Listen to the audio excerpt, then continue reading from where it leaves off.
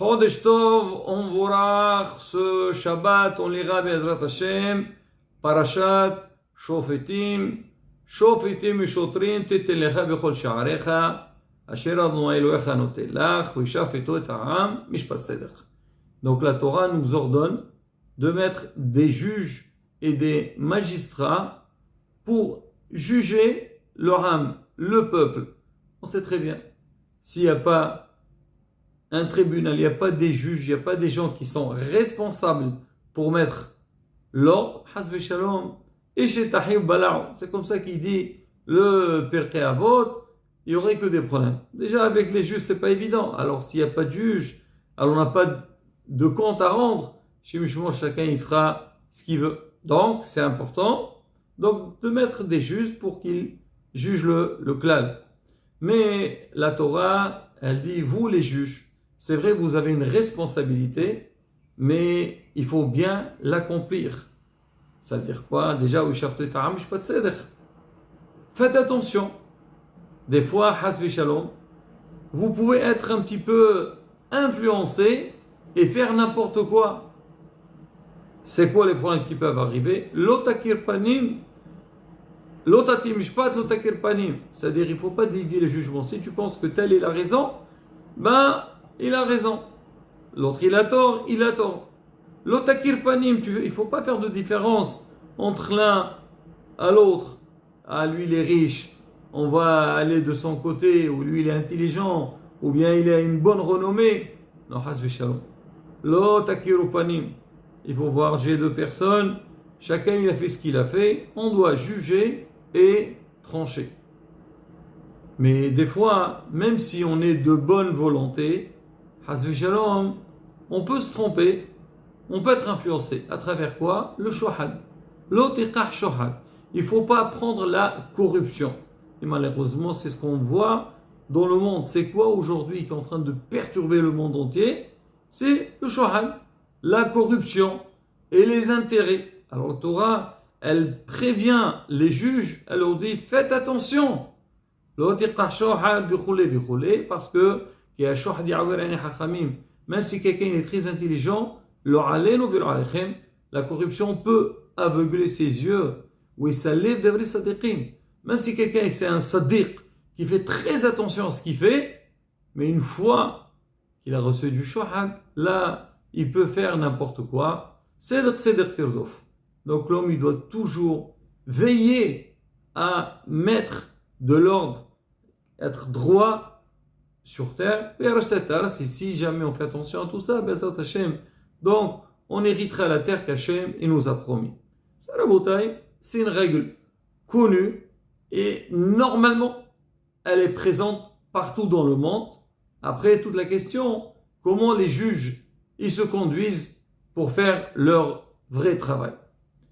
Mais Hachamim ils disent, cette parashat Shoftim, toujours à temps pendant le mois de Elul, et elle vient aussi donner un message à chacun par rapport au travail qu'il doit faire vers Yom Adin, vers le jour de Rosh Hashanah et Yom Kippourim. Alors on dit, le Shlach Kadosh dit, c'est quoi Shoftim v'Shotrim Tetelecha Bechol Sha'arecha? Tu dois mettre des juges et des magistrats. On dit Shiva'a She'arim Netenu Adam. Il y a 7 portes qui ont été données à l'homme et l'homme il doit faire attention à bien les contrôler. Donc c'est quoi ces 7 portes? On dit c'est les yeux, les oreilles, les narines, la bouche. Alors Kadosh Baruch Hu, il a fait un hesed avec nous.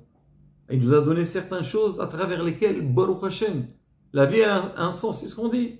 L'essence de la vie. Et on dit cela et faire attention. Tu as des yeux, il ne faut pas voir n'importe quoi. Hasbi shalom. Les oreilles, pas écouter des lashon hara. La bouche, ne pas dire des dvarim betilim. Les narines, ne pas sentir des choses qui sont interdites. Et ainsi de suite. Et l'homme, il doit être juste sur lui-même.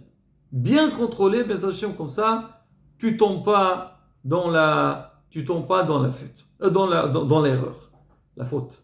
Alors maintenant, Rabotai, Hachamim, pour bien expliquer un petit peu ce passage par rapport à l'homme et surtout, par la suite, on a dit, il ne faut pas prendre du shohad. Quel shohad qu'il y a par rapport aux yeux? D'accord, je fais attention à mes yeux et pour ne pas voir n'importe quoi. C'est-à-dire quoi, ne pas prendre la corruption? Il faut expliquer tout le passage.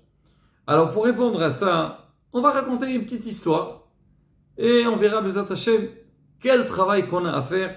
Bon, en fait, toute l'année, on doit faire attention à ça. Et encore plus pendant la période de mois de Elul et Yamim Noraim.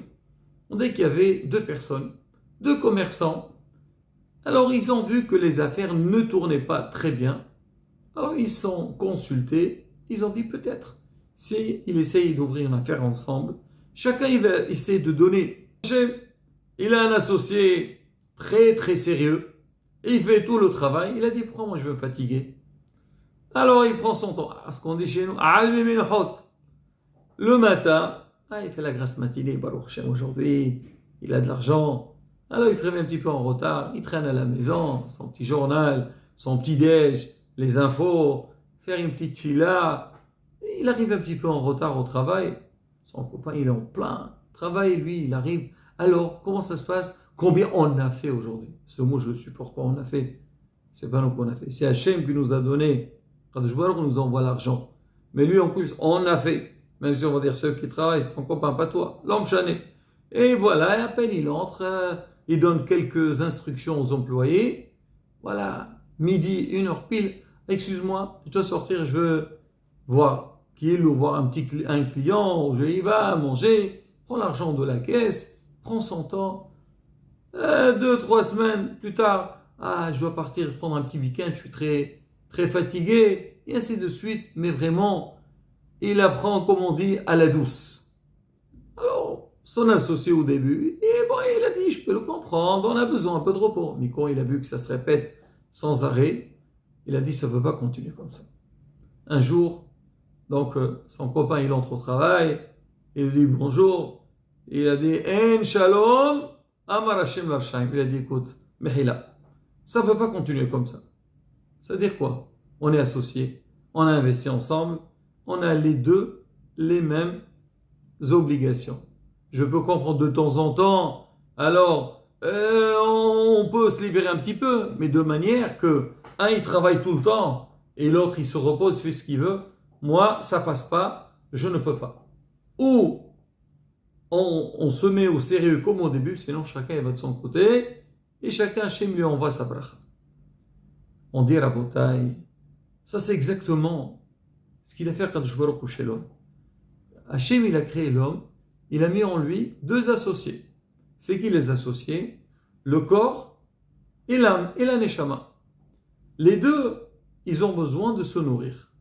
Le corps, il a besoin de se nourrir de tout ce qui est matériel, boire, manger, se reposer. Donc, pour entretenir donc, le corps humain.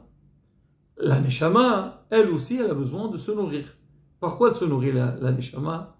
Par les bonnes actions, par l'étude de la Torah, par le respect des autres, et ainsi de suite. On connaît les mitzvot. C'est ça le but des mitzvot. C'est vrai, les mitzvot, il aide l'homme d'avoir une vie saine, équilibrée, mais aussi, on a une neshama, on doit la nourrir. Par exemple, on dit, faire attention, manger kasher, à part le fait que c'est une mitzvah de manger kasher, mais on dit, ça nourrit la neshama. Et ainsi de suite, la bataille. Alors maintenant, donc ces deux associés, donc chacun, il pense à soi-même. Kadosh Baruch, il a créé l'homme, que lui doit gérer donc ces deux associés, le corps et la neshama. Mais qu'est-ce qu'on voit? On voit que l'être humain, tout ce que son corps il a besoin, vraiment il lui donne un maximum. À peine il a faim, il va manger. Il est fatigué, il va dormir. Il se sent un peu faible, il faut que je parte en vacances. Hasbi Shalom, le moindre petit bobo, il va aller voir le médecin. Le moindre souci qu'il a, il s'angoisse. Et donc il veille que son corps, il soit, comme on dit, en bonne santé. Tout se déroule bien. Mais de l'autre côté, c'est un neshama. Aujourd'hui, j'ai pas pris, c'est pas la fin du mois. Bon, j'irai Shabbat à la synagogue. Manger kasher, bon, quand je peux, et est-ce qu'on c'est possible, je le fais pas. Et ainsi de suite. Ça veut dire que le corps, on lui donne tout ce qu'il a besoin, alors que la neshama, donc bon, bien sûr, ça dépend de chacun, alors on ne la nourrit pas de la même manière que le corps. Alors, la bataille, quand on voit ces deux associés vivre de telle sorte, qu'est-ce qui va se passer? Comme les deux associés qu'on a vus au début de l'histoire. Alors celui qui est très sérieux, il vient à l'heure et tout. À la fin, il dit, c'est pas possible. Moi, je peux pas continuer comme ça. Alors, ou on s'occupe, tout le monde travaille, ou sinon chacun il va de son côté. Donc c'est ce qu'on nous dit. Je vois qu'on nous a donné un corps. C'est vrai qu'on doit nous occuper de notre corps, lui donner ce qu'il faut. Il ne faut pas dire non, non, ça c'est matériel. Non, la bouteille, il faut penser à soi-même, il faut se nourrir, faire très attention. Mais il ne faut pas oublier qu'on a aussi une responsabilité par rapport à notre âme. C'est ce qu'il dit le passant. Tu dois faire attention de mettre des juges et des policiers dans tes sha'arecha, donc par rapport à ton corps. Alors qu'est-ce que tu fais? L'otate mishpat. Il ne faut pas faire de différence. Ah, le corps, on lui donne tout ce qu'il a besoin, mais la neshama, on l'oublie. L'otakir panim, tu ne fais pas de différence entre le corps et la neshama. De la même manière que tu penses qu'il faut donner au corps, il faut aussi donner à la neshama. C'est quoi le shohad, la corruption? Justement, c'est les plaisirs. Ah, l'homme, il aime bien manger. Il aime bien les plaisirs. Et tout ce qui lui est plaît, il fait tout pour l'avoir. Il est prêt à payer de l'argent et tout. Mais quand il s'agit des mitzvot, quand il s'agit des bonnes actions, bon, ça c'est pas obligé. Est-ce que, bon, c'est pas grave, ou même le faire d'une manière un petit peu légère. Ça aurait te dit non, fais attention. Il faut pas faire de différence. De la même manière que tu penses à ton corps et tu veilles qu'il soit bien entretenu, c'est pareil aussi pour la neshama. Et Rabotai, ça c'est le plus beau message qu'on peut avoir par rapport au mois de Elul.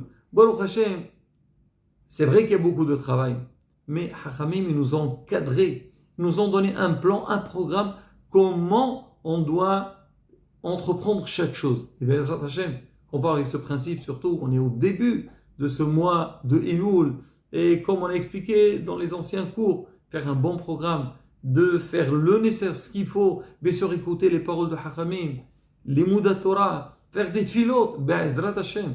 À ce moment-là, on mettrait un bon équilibre entre le corps et la neshama, et grâce à Hashem, Be'ezrat Hashem, Hashem nous donnera une année pleine de bonheur, de joie, et tout ce qu'on désire pour le bien. Hayim Tovim Va'arokin, Amen, Ken Yerason.